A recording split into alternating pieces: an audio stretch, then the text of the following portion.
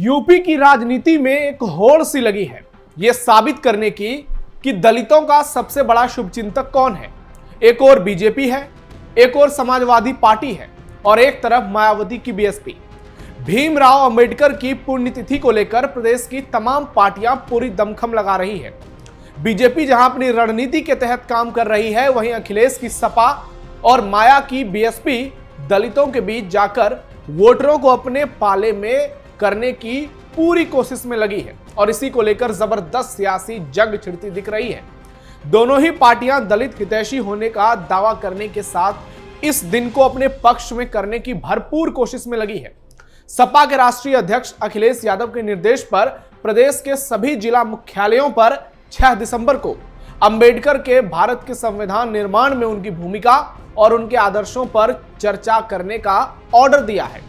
वहीं बीएसपी ने नोएडा में हो रही बड़ी महारैली को रद्द कर पूरे देश को चौंका दिया, लेकिन वो भीमराव अंबेडकर की पुण्यतिथि को खास बनाने के लिए तैयार है। वहीं बीजेपी भी तमाम कार्यक्रम के जरिए दलित वोटरों को फिर से साधने में जुट गई है। अब सवाल उठता है कि आखिर भीमराव अंबेडकर किसके हैं। 6 दिसंबर को यह सवाल फिर से प्रदेश की राजनीति में बड़ा जोर से गूंजेगा, जिसके लिए तमाम सियासी दलों ने अपनी कमर कस ली है और 2027 में 20% दलित किस ओर जाएंगे यह देखना दिलचस्प होगा। नमस्कार, थर्ड आई में आपका स्वागत है। मैं हूं आपके साथ नवेंदु। आज के इस वीडियो में आपको बताएंगे यूपी में दलित पॉलिटिक्स को लेकर हो रही जबरदस्त सियासी खींचतान की पूरी कहानी, जिसके केंद्र में एक और योगी हैं तो दूसरी ओर माया और बीच में अखिलेश यादव, जिनका शिकार होना सियासी तौर पर तय है। यूपी में दलितों पर महासंग्राम, अंबेडकर के लिए सारी पार्टी एकजुट। 2027 से पहले यूपी में बड़ा बवाल, मायावती बिगाड़ देंगे अखिलेश का खेल। उत्तर प्रदेश की सियासत में एक बार फिर वही पुराना लेकिन बेहद तेज सवाल गूंज रहा है कि दलितों का असली मसीहा कौन है, दलितों की असली आवाज कौन है और दलितों की हक की बात कौन करता है। 6 दिसंबर को यह सवाल सीधा सीधा यूपी की राजनीतिक धड़कन को छुएगा। दलित राजनीति उत्तर प्रदेश की सत्ता का आधार स्तंभ रही है और यही वजह है कि इस बार यानी कि 2027 के विधानसभा चुनाव से पहले अंबेडकर की पुण्यतिथि एक बड़ा राजनीतिक महामंच बन गया है। बीजेपी अपनी जमीनी रणनीति के साथ दलित समाज में अपनी पकड़ और मजबूत करने की कोशिश में है।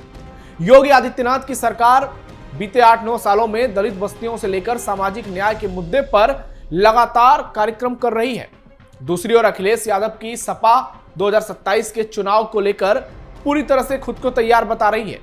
सीधे जातिगत समीकरणों की जंग के तौर पर खुद को देख रही है और दलित पिछड़ा मुस्लिम के बड़े गठजोड़ के जरिए सत्ता में वापसी का रास्ता तलाश रही है। वहीं मायावती की बीएसपी, जिसने कभी दलित राजनीति को यूपी में अजय किला बना दिया था, देश में दलित राजनीति को एक नई पहचान दी थी, अब उस किले को फिर से खड़ा करने की चुनौती से वो जूझ रही हैं, लेकिन उसको खड़ा करने की पूरी तैयारी में लगी है। ऐसे में 6 दिसंबर का दिन हर पार्टी के लिए सिर्फ श्रद्धांजलि का एक अवसर नहीं होगा, बल्कि दलित वोट बैंक पर दावा ठोकने का सबसे बड़ा एक अवसर भी होगा और देखना दिलचस्प होगा कि इस अवसर को कौन सी पार्टी भुना पाती है। सीएम योगी बन रहे दलितों के मसीहा। बीजेपी 2027 की लड़ाई को सिर्फ चुनाव नहीं बल्कि सामाजिक विस्तार की अगली मंजिल मानकर तैयारी कर रही है। 2014 और 2017 में बीजेपी ने दलित वोटरों में जबरदस्त पैठ बनाई थी, लेकिन 2022 के इस समर्थन में कुछ चुनौतियां सामने आ गई। स्थानीय असंतोष, आरक्षण पर सवाल, विपक्ष का प्रोपगेंडा और जाति फैक्टर। इसी को ध्यान में रखकर योगी सरकार दलित समाज के बीच योजनाओं, संपर्क अभियानों और जो प्रतीकात्मक राजनीति है उसका उपयोग कर रही है। अंबेडकर की पुण्यतिथि पर प्रदेश भर में कार्यक्रमों की बड़ी श्रृंखला देखने को मिल रही है। दलित विद्यार्थियों के लिए छात्रवृत्ति, अंबेडकर हॉस्टल और गांवों में पहुंचकर कार्यक्रम कर बीजेपी लोगों को एक मैसेज दे रही है कि वो दलितों की सबसे बड़ी हितैषी है और वो लोगों को ये बताने में लगी हुई है कि अंबेडकर को मानने वाले असल में बीजेपी के लोग हैं। पार्टी ये संदेश देना चाहती है कि दलित समाज के विकास का रास्ता डबल इंजन सरकार के साथ ही संभव है। साथ ही बीजेपी इस बात का लाभ भी उठाना चाहती है कि दलित राजनीति की पारंपरिक नेता मायावती कमजोर पड़ती दिख रही हैं। हालांकि मायावती फिर से एक्टिव हो चुकी हैं और जहां तक अखिलेश की बात है, अभी भी दलितों में अखिलेश को लेकर सस्पेंस ही बना हुआ है, उनकी पकड़ गहरी नहीं है। 6 दिसंबर को होने वाले कार्यक्रम के जरिए बीजेपी ये दिखाना चाहती है कि अंबेडकर सिर्फ एक विचार नहीं बल्कि उनकी सरकार की नीतियों का मूल अधिकार है।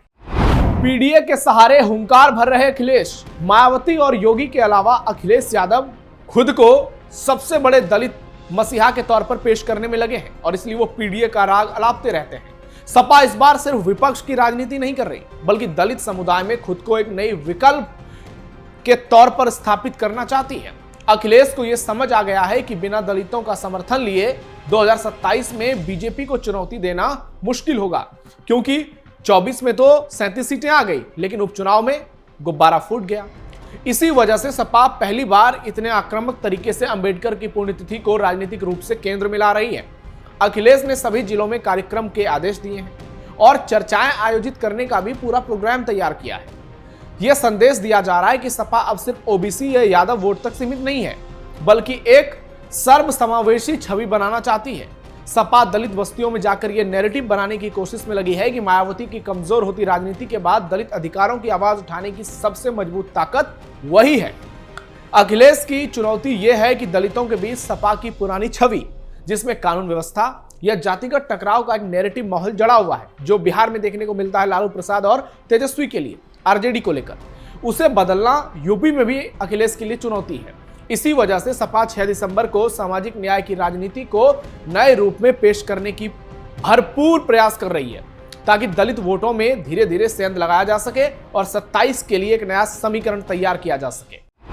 मायावती बन सकती हैं गेम चेंजर। जैसे ही बात दलित राजनीति की आती है, यूपी में सबसे पहले हर किसी के जहन में मायावती का चेहरा घूमता है। दलित राजनीति का सबसे बड़ा सवाल यही है, क्या मायावती की वापसी संभव है?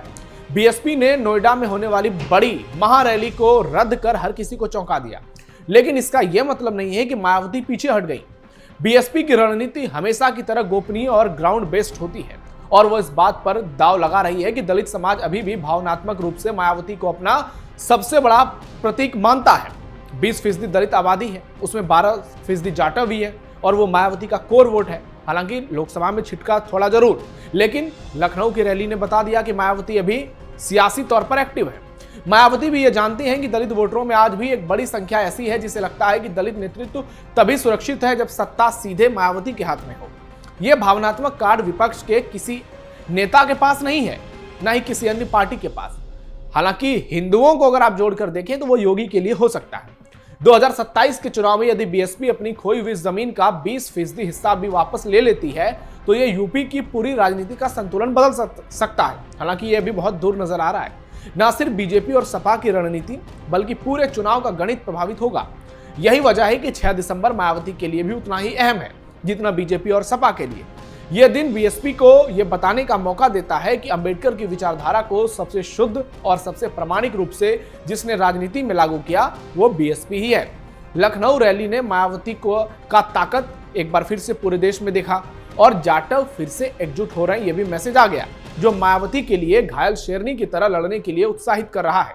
यानी मायावती अभी भी सियासत में जिंदा है और एक टाइगर की तरह जिंदा है। अगर ऐसा होता है तो 2027 में सियासी तौर पर अखिलेश का शिकार होना तय है, क्योंकि अगर बीएसपी दलितों का वोट काटती है, अखिलेश के साथ मुसलमान रहते हैं, तो उसके अलावा जो टोटल वोट है वो फिर बीजेपी के साथ जा सकती है। हालांकि दलितों का भी एक तबका है जो बीजेपी के साथ रहता है। 6 दिसंबर को यूपी की राजनीति सिर्फ श्रद्धांजलि की राजनीति नहीं होगी बल्कि ये सवाल तय करेगी कि अंबेडकर के नाम पर 2027 में किसका दावा सबसे मजबूत होगा, योगी की बीजेपी, अखिलेश की सपा या मायावती की बीएसपी। दलित राजनीति का यह मोर्चा आने वाले चुनाव की दिशा और दशा तय करेगा। यूपी में सत्ता का रास्ता आज भी दलित वोटों से होकर ही गुजरता है और यही कारण है कि यह दिन 6 दिसंबर 2027 की राजनीति का सबसे बड़ा ट्रेलर बनने जा रहा है। आपको क्या लगता है? कमेंट बॉक्स में अपनी राय जरूर दीजिए और मायावती क्या 2027 में गेम चेंजर बनेंगी, इस पर आप क्या सोचते हैं कमेंट बॉक्स में ये भी बताइए। हमारे इस वीडियो को लाइक कीजिए, शेयर कीजिए और कैपिटल टीवी उत्तर प्रदेश को सब्सक्राइब जरूर कीजिए। फिलहाल के लिए थर्ड आई में इतना ही। धन्यवाद।